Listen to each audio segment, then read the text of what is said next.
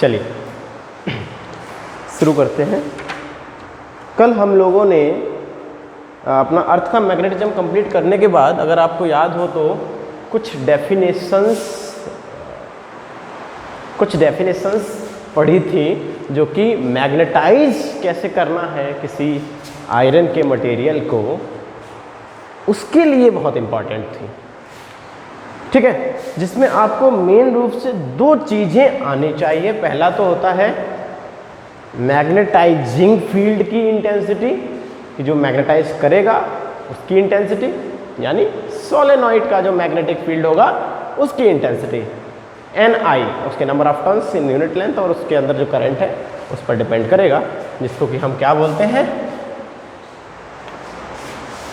H बराबर Ni0, magnetising field की intensity. और इंटेंसिटी ऑफ मैग्नेटाइजेशन भी पता होना चाहिए। इंटेंसिटी ऑफ मैग्नेटाइजेशन मतलब कि आयरन में कितना मैग्नेटाइजेशन हो गया है। ठीक है, जो एक्सटर्नल मैग्नेटिक फील्ड होता है वो करता क्या है ये आपको पता होना चाहिए। वो जो एटॉमिक लूप्स हैं, वो जो एटॉमिक करंट्स हैं, वो डाइपोल की तरह काम करते हैं। उन डाइपोल्स पे टॉर्क लगाता है और सबको अपनी तरफ कर लेता है। सबको अपनी तरफ कर लेता है, इस पर क्वेश्चन मार्क है। यूनिट वॉल्यूम में कितनों को अपनी तरफ कर लिया है, उतना मैग्नेटाइजेशन हो जाएगा। ठीक है, तो उसको हम क्या बोलते हैं, intensity of magnetization dipole movement per unit volume. कितना डाइपोल मूवमेंट को उसने ओरिएंट कर लिया है per unit volume, capital M। ठीक है, तो ये एक दो बातें थी कल जो बहुत इंपॉर्टेंट थी। परमिएबिलिटी, साहब ये भी बहुत बढ़िया टर्म था। परमिएबिलिटी होता है नीचे H ऊपर B। कितना स्ट्रेंथ है मैग्नेटिक फील्ड का जो मैग्नेटाइज कर रहा है, और उस मैग्नेटिक फील्ड ने कितना इंडक्शन कर पाया, मैग्नेटाइजेशन कितना कर पाया। ठीक है, इसका जो प्रॉपर नाम होता है वो क्या होता है, magnetic induction. Total magnetic field in the iron, external भी और उसका खुद का भी। और ये किस बात पर निर्भर करेगा, म्यू कितना पेनिट्रेट होने दे रहा है। Mu is the permeability.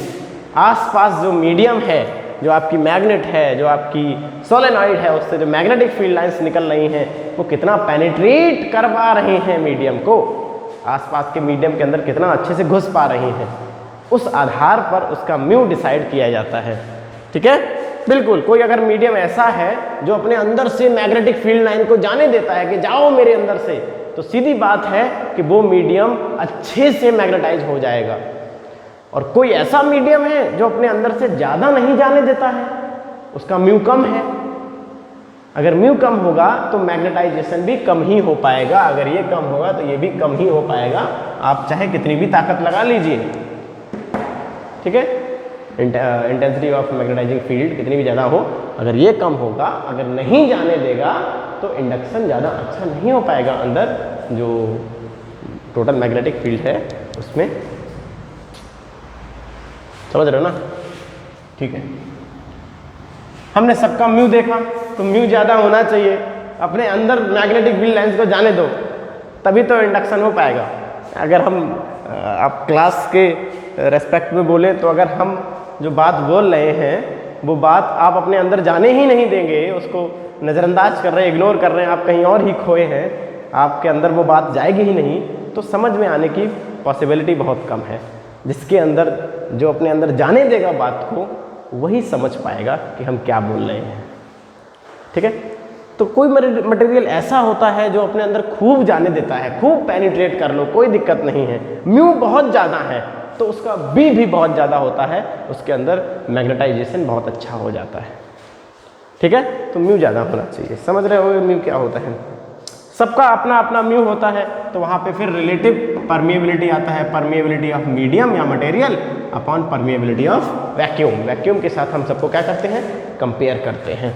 ठीक है, चलिए, तो अगर रिलेटिव परमिएबिलिटी बात की जाए वैक्यूम की, तो आंसर आएगा 1 mu r of vacuum.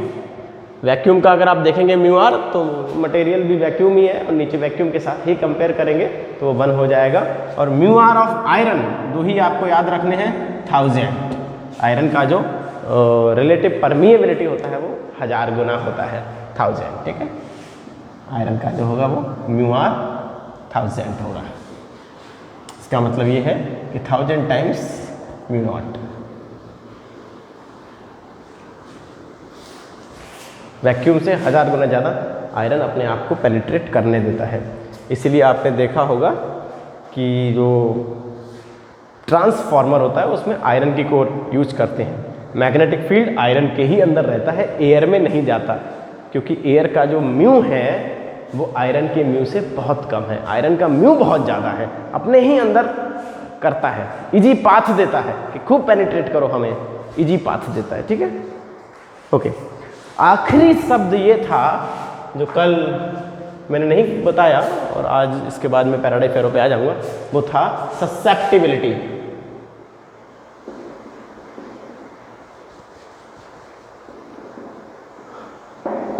Susceptibility, susceptibility क्या चीज होती है? Magnetic susceptibility. जैसे कोई मेरे पास मटेरियल है, ठीक है, कोई सैंपल है, इसको मैं मैग्नेटिक फील्ड में रखे हूँ, ठीक, मान लो इसको मैंने सोलेनॉइड के अंदर रख दिया है। अब उसमें मैंने A, B, C, D 4 material रख दिए हैं, same B not, external magnetic field same है। कोई ज़्यादा मैग्नेटाइज हो जाता है, कोई कम मैग्नेटाइज होता है, कोई बहुत कम मैग्नेटाइज होता है। सेम एक्सटर्नल मैग्नेटिक फील्ड में 4 प्रकार के मटेरियल्स में अलग अलग मैग्नेटाइजेशन हो रहा है।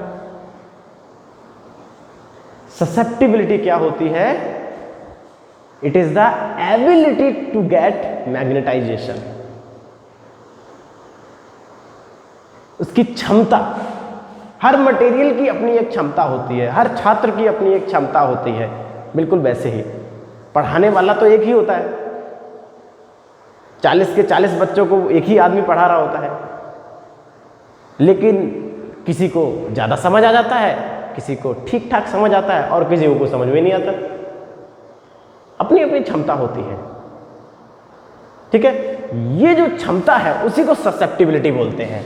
The ability to get magnetization when present in this magnetic field. जब हम मैग्नेटिक फील्ड में रखेंगे तो कितना मैग्नेटाइजेशन हो जाएगा, उसकी कितनी क्षमता है, इस क्षमता को ही हम बोलते हैं ससेप्टिबिलिटी,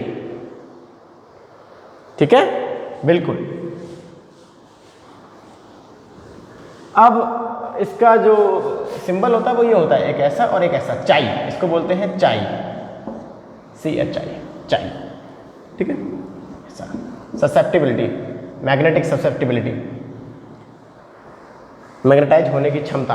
अब आप कहेंगे कि जरूर इसका कुछ ना कुछ संबंध होना चाहिए, क्षमता का कुछ ना कुछ संबंध होना चाहिए इसके साथ, म्यू के साथ, म्यू के साथ, क्योंकि वो मटेरियल ज़्यादा मैग्नेटाइज हो जाएगा जो अपने अंदर से ज़्यादा अलाउ करेगा कि जाओ हमारे अंदर से मैग्नेटिक फील्ड लाइंस को ले जाओ।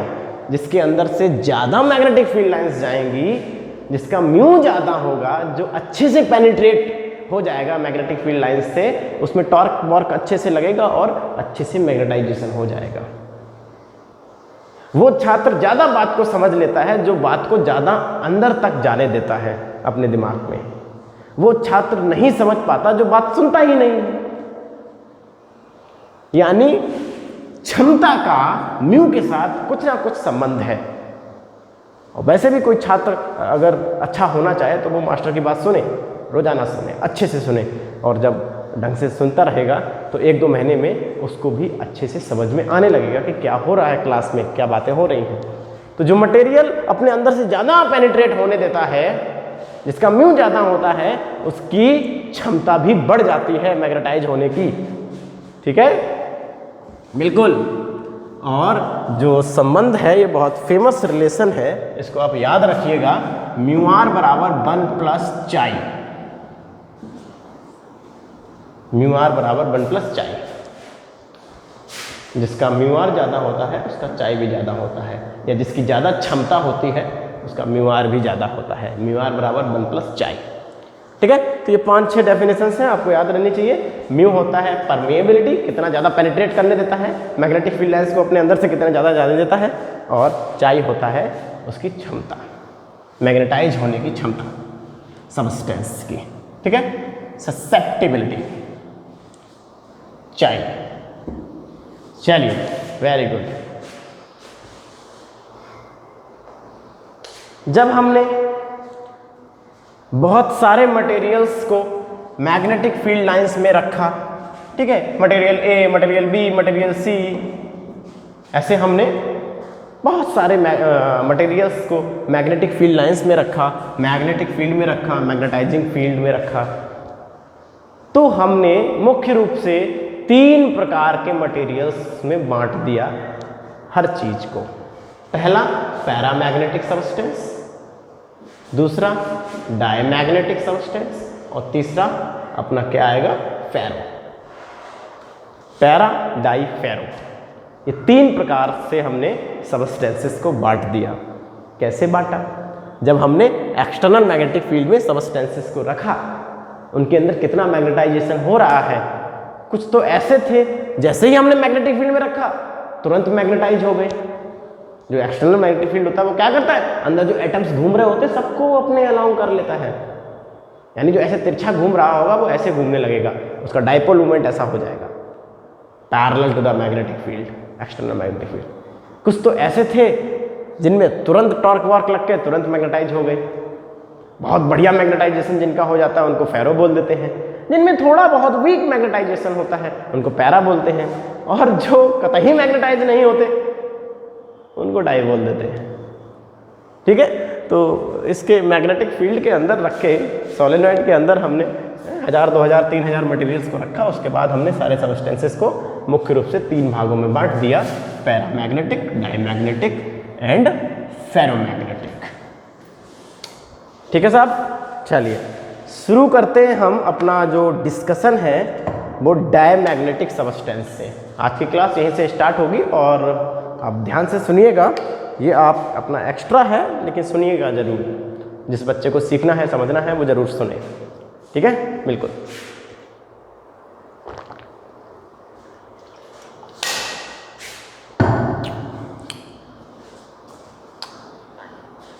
जो हमारे पास एलिमेंट्स होते हैं,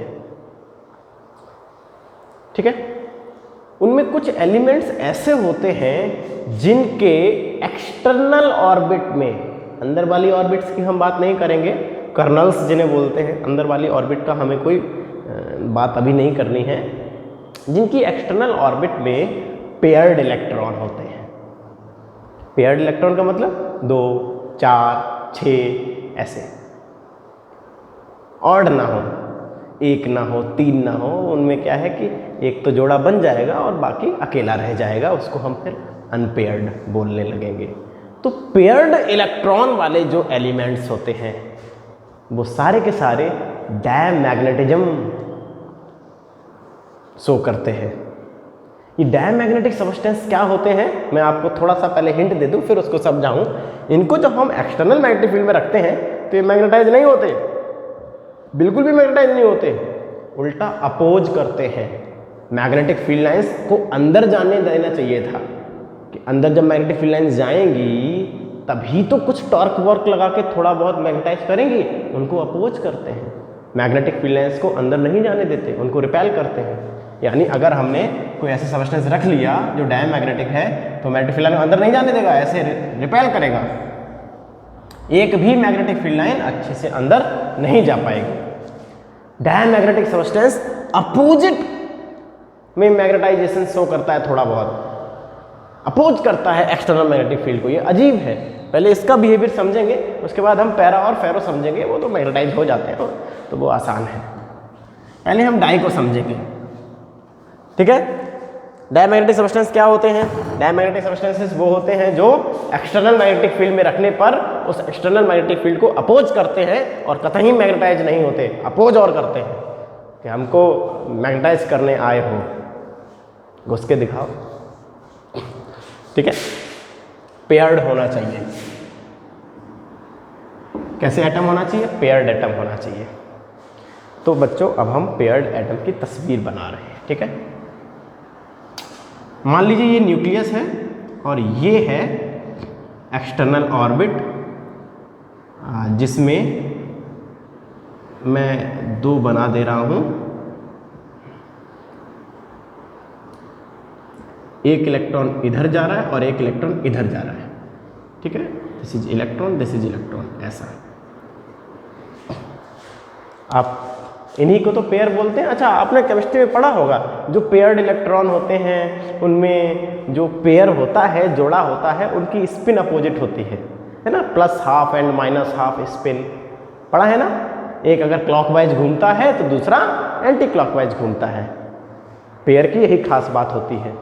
जोड़े में होते हैं जो इलेक्ट्रॉन पेयर्ड होते हैं, उनमें एक अगर क्लॉकवाइज घूमता है तो दूसरा एंटी क्लॉकवाइज घूमता है। देखो मैंने ऐसे ही बनाया, ठीक है, दिख रहा है ना। हाँ, सही देखना है। मैं पूरा तो नहीं बना पाऊंगा, ये बोर्ड के भीतर का मामला है, ठीक है। ये पूरा अच्छे से नहीं दिखेगा, लेकिन ऐसे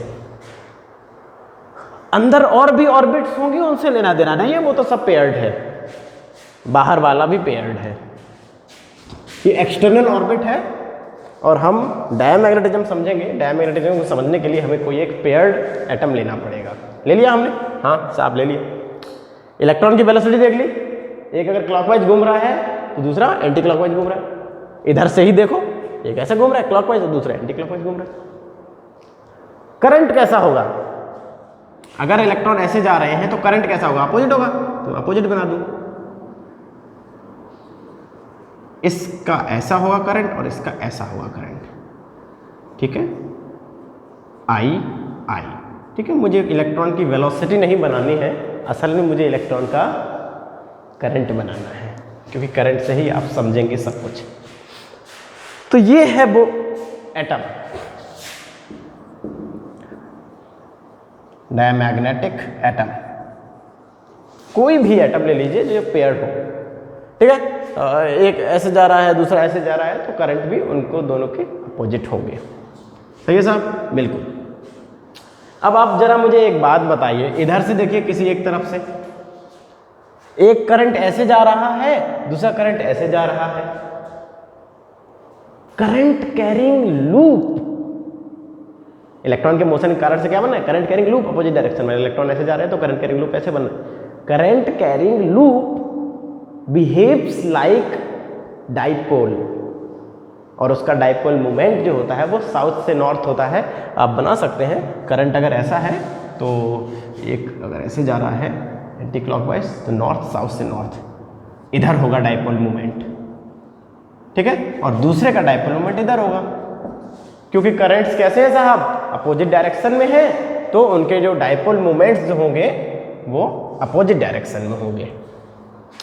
सही है। और अगर आपको देखने में दिक्कत होती है तो जिधर करंट जा रहा होता है उधर आप हाथ फिराइए, डाइपोल मोमेंट मिल जाएगा। साउथ टू नॉर्थ होता है, लेकिन अगर आपको नहीं समझ आता है तो जिधर भी जा रहा है आप हाथ फिराइए, डाइपोल मोमेंट मिल जाएगा। हाथ फिराइए इधर, तो एक का डाइपोल मोमेंट इधर और दूसरे का डाइपोल मोमेंट इधर। अगर हम आपसे बोलें कि इस समय एटम जो अपना आइसोलेटेड एटम है, अभी अकेला एटम है, अंदर वाले तो हमने इलेक्ट्रॉन्स की बात नहीं की, एक्सटर्नल इलेक्ट्रॉन्स के मोशन के कारण से जो डाइपोल मोमेंट्स बन रहे हैं, जो डाइपोल बन रहा है, current carrying loop behaves like a dipole, उनका नेट डाइपोल मोमेंट एटम का क्या है? 0। नेट एम की अगर हम बात करें, एम नेट वो 0, क्योंकि अपोजिट डायरेक्शन में स्पिन कर रहे हैं, एक क्लॉक एक एंटी क्लॉकवाइज, तो एक में क्लॉकवाइज करंट होगा, एक में एंटी क्लॉकवाइज करंट होगा, तो वो नेट डाइपोल मोमेंट क्या हो जाएगा? 0 हो जाएगा। सिंपल है, बिल्कुल। जैसे ही बच्चों हम इसको मैग्नेटिक फील्ड में रखते हैं, ऐसे एटम को जैसे ही हम किस में रखते हैं? मैग्नेटिक फील्ड में रखते हैं, मजा आ जाता है। डायमैग्नेटिक सबस्टेंस को समझने में मजा आ जाता है। ऐसे एटम को आप मैग्नेटिक फील्ड में कैसे रख सकते हैं? रखिए, ऐसा मटेरियल आप ले आए और पूरा मटेरियल आपने रख दिया, मटेरियल में करोड़ों ऐसे एटम होंगे, रख दीजिए। मैं इसी चित्र को देखूंगा, अगर करंट ऊपर की तरफ है तो इलेक्ट्रॉन नीचे की तरफ जा रहा होगा, ठीक है। मैं यहाँ पर फिर से वेलोसिटी बना दूँ इलेक्ट्रॉन की, ऐसा थोड़ा दूर दूर बना दूँ जिससे कि आपको क्लियरली समझ आए। दूसरा इलेक्ट्रॉन ऐसे जा रहा है अपोजिट, ठीक है। चलिए, और मैग्नेटिक फील्ड में है। अच्छा बताइए, मैग्नेटिक फील्ड में कोई इलेक्ट्रॉन मोशन कर रहा है, एक एटम को आप मैग्नेटिक फील्ड में रखेंगे, यानी इलेक्ट्रॉन मोशन कर रहा है मैग्नेटिक फील्ड में, तो मैग्नेटिक फील्ड उस पर फोर्स लगाएगा साहब, Lorentz force, force on A charge particle, force on a moving charge particle. दिमाग लगाइए, इस वाले इलेक्ट्रॉन पर जो अंदर की तरफ मैंने बनाया है, करंट के अपोजिट वेलोसिटी कर दी कि नहीं कर दी, करंट के अपोजिट कर दी कि नहीं, हाँ ठीक है। जो ये वाला इलेक्ट्रॉन है जो ऐसे घूम रहा है और दूसरा उल्टा घूम रहा है, मान लीजिए इलेक्ट्रॉन नंबर 1, इस पर लोरेंज फोर्स किधर लगेगा? अब ये आप जहां बैठे हैं आपको खुद इमेजिन करना है, ठीक है। इस पर लोरेंज फोर्स किधर लगेगा? मान लीजिए ऐसे बाहर निकला है, मैग्नेटिक फील्ड इधर है, मैग्नेटिक फील्ड किधर है? इधर। इलेक्ट्रॉन कैसे जा रहा है? ऐसा ऐसे जा रहा है। पहले वाला का देख रहा है अभी हम, केवल पहला, दूसरा मेरे दिमाग में है भी नहीं। पकड़ लो, करंट ऊपर जाता है इलेक्ट्रॉन नीचे आ रहा होगा, फिर पीछे से घूम के आएगा इलेक्ट्रॉन नीचे आएगा। यहाँ पकड़ लो, इलेक्ट्रॉन की वेलोसिटी ऐसे है v क्रॉस b भीतर। अब v क्रॉस b तो आंसर ऊपर देता है, दे रहा है, लेकिन चूंकि इलेक्ट्रॉन है अपोजिट नेगेटिव चार्ज है तो अपोजिट डायरेक्शन में करते थे कि नहीं? पहले भी करते थे। The force applied by magnetic field is q v cross b। तो इलेक्ट्रॉन अगर ऐसे जा रहा है तो v cross b magnetic field ऊपर है भीतर। तो जो मैग्नेटिक फोर्स है, लोरेंज फोर्स, वो भीतर की तरफ लगेगा। जैसे ही आप एक एटम को मैग्नेटिक फील्ड में रखेंगे, एक इलेक्ट्रॉन पे मैग्नेटिक फील्ड ऐसे लगने लगेगा, force, force by magnetic field, और दूसरे इलेक्ट्रॉन पे अपोजिट डायरेक्शन में सेंटर से बाहर की तरफ लगेगा, है ना, क्योंकि थ्योरी सेम चल रही है। तो एक इलेक्ट्रॉन में सेंटर की तरफ लगा है, दूसरे इलेक्ट्रॉन में सेंटर से बाहर की तरफ फोर्स लग रहा है, मैग्नेटिक फील्ड फोर्स लगा रहा है, लोरेंज फोर्स। तो इसके कारण होगा क्या? एक एटम को मैग्नेटिक फील्ड रखेंगे तो ये तो सब होना ही था ये तो सब होगा ही। इसके कारण क्या होगा? दिमाग लगाइए, ये रहा एक एटम, न्यूक्लियस और इलेक्ट्रॉन। बच्चों, सेंटर की तरफ एक ही फोर्स होता है, इलेक्ट्रोस्टैटिक फोर्स, जो न्यूक्लियस इस निगेटिव इलेक्ट्रॉन को बीच में एट्रैक्टिव फोर्स होता है। ये फोर्स सेंट्रीपिटल फोर्स प्रोवाइड कराता है। This electrostatic force provides mv²/r centripetal force, है ना।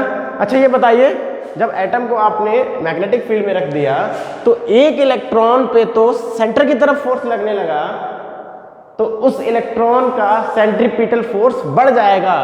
केवल इलेक्ट्रिक फील्ड नहीं फोर्स लगाएगा, केवल ये न्यूक्लियस ही नहीं उसे खींच रहा है, एक लोरेंज फोर्स और सेंटर की तरफ लगने लगा है। तो इसका तो सेंट्रीपिटल फोर्स बढ़ गया, लेकिन इसका सेंट्रीपिटल फोर्स कम हो गया। तो एक इलेक्ट्रॉन की अगर हम बात करें तो Fe प्लस Fm इतना हो जाएगा सेंट्रीपिटल फोर्स, जबकि दूसरे की बात करें तो Fe माइनस Fm।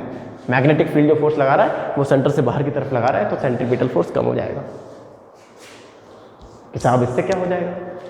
जब सेंट्रीपिटल फोर्स बढ़ जाएगा तो वेलोसिटी बढ़ जाएगी, और सेंट्रीपिटल फोर्स कम हो जाएगा तो वेलोसिटी कम हो जाएगी। मास और रेडियस में फर्क नहीं पड़ेगा, ऑर्बिट की वेलोसिटी पे फर्क पड़ेगा। तो जिस इलेक्ट्रॉन में सेंटर की तरफ फोर्स लग रहा है, तो वहां पे जो न्यूक्लियस है, पॉजिटिव न्यूक्लियस, वो इलेक्ट्रोस्टैटिक फोर्स तो लगा ही रहा था, सेंटर की तरफ फोर्स और बढ़ गया है, सेंट्रीपिटल फोर्स बढ़ गया है, तो वेलोसिटी बढ़ जाएगी, और दूसरे की वेलोसिटी कम हो जाएगी क्योंकि सेंट्रीपिटल फोर्स कम हो गया है। इससे क्या हो गया भाई साहब? एक इलेक्ट्रॉन की वेलोसिटी बढ़ गई। पहले दोनों सेम वेलोसिटी पे थे, पेयर्ड इलेक्ट्रॉन, सब कुछ सेम होता है, बस स्पिन अपोजिट होती है। पहले दोनों सेम वेलोसिटी पे थे, सेम ऑर्बिट में सेम वेलोसिटी होती है। अलग अलग ऑर्बिट की बात करें तो अलग अलग बात होती है। पहले दोनों सेम वेलोसिटी पे थे। अब मैग्नेटिक फील्ड ने एक पर तो सेंट्रीपिटल फोर्स बढ़ा दिया, सेंटर की तरफ फोर्स लगाया, और एक पर सेंटर से बाहर फोर्स लगाया, तो दूसरे पर सेंट्रीपिटल फोर्स कम हो गया। एक की वेलोसिटी बढ़ गई, दूसरे की कम हो गई। इससे क्या होगा? आप ध्यान नहीं दे पाए। इससे क्या हो गया? जिसकी सेंट्रीपिटल फोर्स बढ़ गया, जिसकी वेलोसिटी बढ़ गई, उसका डाइपोल मूवमेंट बढ़ गया। ये जो आप देख रहे हैं ये वेक्टर बड़ा होगा, और ये जो आप देख रहे हैं ये वेक्टर छोटा हो जाएगा। म्यू शायद आपने ध्यान दिया हो, आपका डेरिवेशन आया था, IA हम लोगों ने सॉल्व किया था। I equal to Q/T, area is πr², समय बराबर दूरी बटे चाल EV/2 वेलोसिटी के टर्म्स में। देखिए आप, जिस इलेक्ट्रॉन की वेलोसिटी बढ़ जाएगी रिवॉल्यूशन में, उसका डायपोल मोमेंट बढ़ जाएगा। तो ध्यान से देखेंगे हो क्या जाएगा, बड़ा विचित्र कहानी होती है पेयर्ड इलेक्ट्रॉन्स की। एक इलेक्ट्रॉन जो बेचारा ऐसे जा रहा था, दूसरा इलेक्ट्रॉन जो बेचारा ऐसे जा रहा था, एक का तो डायपोल मोमेंट बढ़ जाएगा और दूसरे का डायपोल मोमेंट कम हो जाएगा। और हमेशा एक्सटर्नल मैग्नेटिक फील्ड के अपोजिट वाला ही बढ़ता है। आप करके देख लीजिए। नेट डायपोल मोमेंट अब जीरो नहीं है, अब अपोजिट डायरेक्शन में है। नेट डायपोल मोमेंट अब अपोजिट डायरेक्शन में है, यानी एक्सटर्नल मैग्नेटिक फील्ड अपनी तरफ करना चाह रहा था, उसे अपोज कर रहा है ना। एक इलेक्ट्रॉन ने अपनी स्पीड बढ़ाई, एक इलेक्ट्रॉन ने कम की और नेट डायपोल मोमेंट इधर क्रिएट किया। दोनों इलेक्ट्रॉन्स ने मिलकर नेट डायपोल मोमेंट इधर क्रिएट किया। पहले कैंसिल हो रहा था, दोनों बराबर थे, वेलोसिटी बराबर थी। अब जो net dipole moment opposite direction में है, एक्सटर्नल मैग्नेटिक फील्ड इधर था। Net dipole moment opposite direction में है। समझ रहे ना आप? अपोजिट डायरेक्शन में होने का मतलब क्या है? आखिरी बात और इसका समझ लीजिए। अगर हम ऐसे ही बना दें एक एटम और अपोजिट डायरेक्शन में डायपोल मूवमेंट बना दें, इस डायरेक्शन में डायपोल मूवमेंट बना दें, इसका मतलब क्या है? आप ये बता रहे हैं कि इसका नेट साउथ इधर होगा और नेट नॉर्थ इधर होगा। साउथ टू नॉर्थ ही तो होता है, तो इक्विवेलेंट साउथ इधर है और नॉर्थ इधर है। इसका मतलब ये हो गया कि जो मैग्नेटिक फील्ड लाइंस आ रही हैं वो कभी भी इस एटम के अंदर से नहीं जा पाएंगी, क्योंकि इधर नॉर्थ है, इधर साउथ है। मैग्नेटिक फील्ड लाइंस साउथ की तलाश में होती हैं, वो नॉर्थ से आ रही होती हैं। जहाँ भी उन्हें साउथ पोल दिखा वहीं अंदर चली जाएंगी। यहाँ तो नॉर्थ पोल दिख रहा है, साउथ टू नॉर्थ ऐसा डायपोल मोमेंट अपोजिट में क्रिएट हो गया है। नेट इधर तो अंदर नहीं जा पाएंगी, अंदर नहीं जा पाएंगी। तो ये एटम अंदर नहीं आने देता है। जैसे ही मैग्नेटिक फील्ड में रखा, एक इलेक्ट्रॉन ने अपना डायपोल मोमेंट बढ़ा दिया, दूसरे ने कम कर दिया, तो नेट अपोजिशन में आ जाता है, अपोजिट डायरेक्शन में आ जाता है। तो मैग्नेटिक फील्ड अंदर नहीं जा पाता। इसको बोलते हैं डायमैग्नेटिज्म। समझ में आना चाहिए कैसे अपोज करता है ना। ऐसे ही थोड़ी है कि डायमैग्नेटिक सब्सटेंस वो होते हैं जिनको मैग्नेटिक फील्ड लाइंस में रखें तो मैग्नेटिक फील्ड लाइंस ऐसे फूली हो जाती है, फूल जाती हैं, अपोज करती है। ये सब्सटेंस जो होता है मैग्नेटिक फील्ड लाइंस को रिपेल कर देता है, अपोज कर देता है, भीतर नहीं घुसने देता। पता होना चाहिए क्यों नहीं ऐसा होने देता, सारी बातें पता होनी चाहिए। ठीक है, तो ये है अपना डायमैग्नेटिज्म। अगर ऐसे सैंपल को अगर आप रखेंगे यहाँ पर एक्सटर्नल मैग्नेटिक फील्ड में, तो सभी में पेयर्ड इलेक्ट्रॉन होंगे, तो सब में net dipole moment opposite direction में ऐसा हो जाएगा। अपोजिट डायरेक्शन में, अपोजिट डायरेक्शन में, अपोजिट डायरेक्शन में, अपोजिट डायरेक्शन में, अपोजिट डायरेक्शन में, अपोजिट डायरेक्शन में, अपोजिट डायरेक्शन में। तो जो मैग्नेटिक फील्ड लाइंस हैं, साउथ टू नॉर्थ होता है डायपोल मोमेंट। इसका मतलब नॉर्थ इधर है, साउथ इधर है, south to north. Magnetic field line घुस ही नहीं पाएंगी, घुस ही नहीं पाएंगी, क्योंकि सबका नॉर्थ इधर है, साउथ टू नॉर्थ। हर एटम्स में, एटम टू एटम देखिए आप, south to north, south to north, सबका नॉर्थ इधर होगा। नॉर्थ तो किसके अंदर ये घुसेंगी? नॉर्थ से तो आ ही रही हैं, उन्हें साउथ चाहिए था, सबने अपना नॉर्थ दिखा दिया, सो बाहर से चली गई। समझ गए? तो डायमैग्नेटिक सब्सटेंसेस जो होते हैं वो अपोजिट डायरेक्शन में मैग्नेटाइजेशन शो करते हैं। जब हम इनको रखते हैं एक्सटर्नल मैग्नेटिक फील्ड में। सही है? पैरामैग्नेटिज्म क्या होता है? ये तो बहुत आसान है, ये आप तुरंत समझ लेंगे।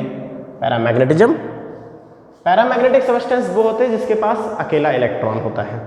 चूंकि इलेक्ट्रॉन अकेला है, अंदर वाले इलेक्ट्रॉन की कोई बात नहीं है।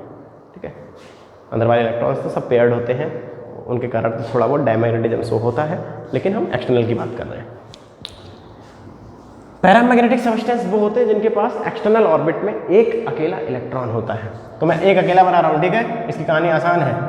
एक अकेला इलेक्ट्रॉन, ठीक है। अब एक अकेला इलेक्ट्रॉन क्या करेगा? उसका एक कुछ ना कुछ डायपोल मोमेंट होगा, ठीक है। अगर इलेक्ट्रॉन की वेलोसिटी इधर है तो करंट इधर होगा और डायपोल मोमेंट इधर होगा, ठीक। तो ऐसे सब्सटेंसेस को हम पैरामैग्नेटिक सब्सटेंस बोलते हैं, और हमने उसी का ये सैंपल लिया है। ये रॉड जो है वो हमने पैरामैग्नेटिक सब्सटेंस की ली है। किसी का एटम ऐसे घूम रहा है, किसी का एटम ऐसे घूम रहा है, किसी का एटम ऐसे घूम रहा है, इसमें पेयर तो है ही नहीं, तो वो तो मामला ही नहीं है, एक ही है, एक ही डाइपोल मोमेंट है। अपोजिट तो है नहीं कि नेट जीरो है, अभी बाद में पता नहीं क्या होगा, किसी का ऐसे किसी का ऐसे। सब डाइपोल मोमेंट अलग अलग डायरेक्शन में है, थर्मल एजिटेशन के कारण से, थर्मल एनर्जी के कारण से सब भी अपनी अपनी प्लेन में रोटेट कर रहे हैं। अपना प्लेन चेंज भी कर सकते हैं, ऐसी बात नहीं। एक्सटर्नल मैग्नेटिक फील्ड जैसे ही आप लगाएंगे तो ये छोटे छोटे डाइपोल्स हैं, एटॉमिक डाइपोल्स, इन सब पे टॉर्क लगेगा। एक्सटर्नल मैग्नेटिक फील्ड टॉर्क लगाता है M क्रॉस B, जैसे P क्रॉस C होता है वैसे ही M क्रॉस B। तो ये सब एक तरफ हो जाएंगे, ये सब कैसे हो जाएंगे, एक तरफ, ऐसे हो जाएंगे। Dipole moment becomes parallel to external magnetic field. Torque लगने के बाद ऐसा ही होता है सब। आपने बार मैग्नेट भी रखी थी, बार मैग्नेट भी ऐसे ही पैरेलल हो गई थी एक्सटर्नल मैग्नेटिक फील्ड के। अब आप एक बात देखिए, dipole moment south to north होता है, यानी सबने अपना साउथ इधर कर लिया, नॉर्थ इधर, south to north, south to north, south to north, सबने अपना साउथ इधर, नॉर्थ इधर। तो मैग्नेटिक फील्ड लाइंस आ रही हैं, ठीक है, ऐसे जा रही थी, उन्हें जैसे ही इधर साउथ दिखेगा, एटॉमिक साउथ, एटॉमिक लेवल पे, तो मैग्नेटिक फील्ड लाइन इस साउथ के अंदर घुस जाएंगी, ठीक है। ये जो मैग्नेटिक फील्ड इधर जा रही थी साउथ के अंदर घुस जाएगी, साउथ के अंदर। तो ओवरऑल देखा जाए तो ये बहुत बड़ा साउथ बन जाएगा, साउथ साउथ साउथ साउथ, सबने अपना साउथ दिखा दिया, तो सारी की सारी मैग्नेटिक फील्ड लाइंस इसी के अंदर ऐसे घुस जाएंगी। और आपको लगेगा कि ये जो सबस्टेंस है इसने आसपास की मैग्नेटिक फील्ड लाइंस को अट्रैक्ट कर लिया है। असल में तुमने अपना साउथ दिखा दिया है, मैग्नेटिक फील्ड लाइन साउथ की तो तलाश में होती हैं, साउथ के अंदर जाती हैं, तो चली गई। एटम टू एटम अंदर मैग्नेटिक फील्ड लाइंस जाएंगे। समझ गए? बिल्कुल। तो ये वीक अट्रैक्शन शो करते हैं paramagnetic substances, magnetic field lines को अट्रैक्ट कर लेते हैं, ठीक, बिल्कुल। और लगभग ऐसे ही फेरोमैग्नेटिक सबस्टेंस होते हैं, उनमें स्ट्रॉन्ग अट्रैक्शन होता है, बस इतना है, ठीक है। फेरो की कहानी बताना कोई आवश्यकता नहीं है, टाइम ज़्यादा हो रहा है और काफ़ी ज़्यादा डिस्कशन भी हो गया है एक्स्ट्रा बातों का, ठीक है, बिल्कुल। बस इतना ध्यान रखिए कि जो मैग्नेटाइजेशन है, अगर आप टेम्परेचर बढ़ाएंगे तो अच्छे से नहीं हो पाता है। एक्सटर्नल मैग्नेटिक फील्ड क्या करता है, सबको टॉर्क लगा के सारे एटॉमिक डाइपोल्स को अपनी तरफ करना चाहता है, लेकिन टेम्परेचर रैंडमनेस चाहता है, टेम्परेचर उनको डिस्टर्ब करना चाहता है। टेम्परेचर को ये डिसिप्लिन पसंद नहीं है कि सब एक तरफ हो जाए, तो वो फिर अच्छे से मैग्नेटाइजेशन नहीं हो पाता अगर टेम्परेचर बढ़ा दे तो लो टेम्परेचर पर ही मैग्नेटाइजेशन करना चाहिए। ये क्यूरी ने बताया था, मैडम क्यूरी ने बताया था, ठीक है।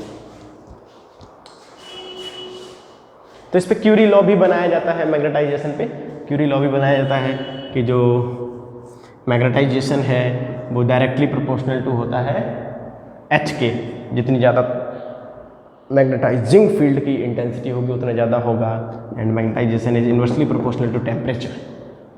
टेम्परेचर ज़्यादा होगा तो मैग्नेटाइजेशन कम हो पाएगा, तो इससे क्यूरी लॉ बनता है, is directly proportional to H/T, इसको बोलते हैं क्यूरी लॉ, ठीक है।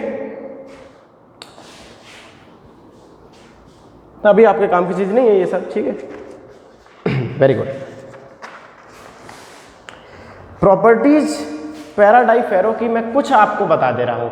पैरामैग्नेटिक सबस्टेंसेस वो होते हैं जो मैग्नेटिक फील्ड लाइंस को वीकली अट्रैक्ट करते हैं, हाँ, उनमें वीक मैग्नेटाइजेशन आ जाता है, उनमें चाई जो होती है वो पॉजिटिव होती है, यानी उनके पास एबिलिटी है मैग्नेटाइज होने की, पॉजिटिव चाई होती है, लेकिन बहुत कम।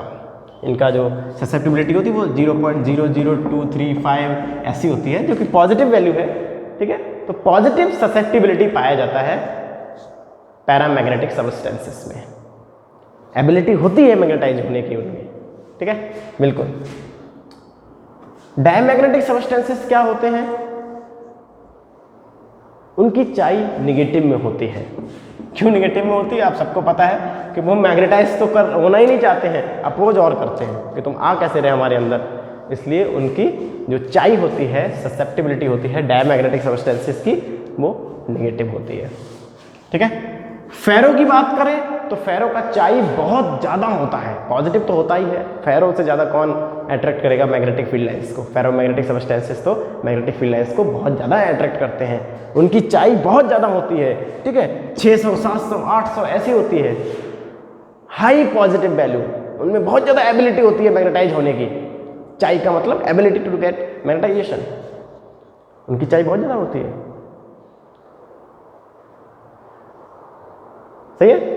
तो पैरा की चाई पॉजिटिव होती है, फेरो की चाई पॉजिटिव होती है। आपको चाई का मतलब ससेप्टिबिलिटी का डेफिनेशन पता होना चाहिए कि ability to get magnetization, para magnetic substance भी मैग्नेटाइज हो जाते हैं, वीकली होते हैं, इसलिए कम होती है एबिलिटी, लेकिन फेरो की बहुत ज़्यादा होती है। डाई की अपोजिट होती है, निगेटिव होती है, वो अपोज करते हैं, मैग्नेटाइज तो नहीं होंगे तो मैं अपोज और करेंगे। जैसे कोई मास्टर पढ़ा रहा हो, कोई बच्चा वो बात तो ना समझे और उल्टी बात बोलने लगे अपोज करने लगे, है ना, इस तरह का और भी प्रॉपर्टीज़ हैं 2-4, लेकिन वो सब आपके काम की नहीं है, ठीक है। चलिए, तो इस तरह हमारे 3 सबस्टेंसेस होते हैं, पैरामैग्नेटिक सबस्टेंसेस जो वीकली मैग्नेटिक फील्ड लाइंस को अट्रैक्ट करते हैं, थोड़ा बहुत मैग्नेटाइज हो जाते हैं, ferromagnetic substance magnetic field lines को बहुत बुरी तरीके से अट्रैक्ट करते हैं, अंदर से ही जाओ, अंदर से ही जाओ, अंदर से ही जाओ, उनकी म्यू बहुत ज़्यादा होती है, और डायमैग्नेटिक सबस्टेंस जिसको कि पूरा हमने एक्सप्लेन किया कि वो कैसे अपोज करते हैं मैग्नेटिक फील्ड लाइंस को, ठीक है साहब। चलिए, तो ये है अपना चैप्टर नंबर कौन सा है 5। कल से हम बच्चों चैप्टर नंबर 5 की मास्टरमाइंड को डिस्कस करेंगे, क्योंकि मेरे ख्याल से मैंने पर्याप्त डिस्कशन इस चैप्टर का कर लिया है, ओके, पर्याप्त से भी ज़्यादा। तो कल से हम इसकी मास्टरमाइंड को डिस्कस करेंगे। कल से आपकी इंपॉर्टेंट क्लासेस शुरू हो रही हैं इस चैप्टर की। जो भी क्वेश्चन आपको नया लगे या ऐसा लगे कि नहीं ये हमको याद करना है, थोड़ा डेटा भी होगा इस चैप्टर में, है ना, क्योंकि पहले तो बहुत था, एग्जाम्पल याद करवाते थे, पैरा के 5 एग्जाम्पल, डाई के 5 एग्जाम्पल, फेरो के 5 एग्जाम्पल करना पड़ता है, मजबूरी होती है इस चैप्टर में। अभी तो वो रहा ही नहीं, तो थोड़ा बहुत अगर आपको डेटा मिलता है याद करने का तो कर सकते हैं आप, ठीक है। चलिए, तो आज की क्लास में इतना ही, थैंक यू।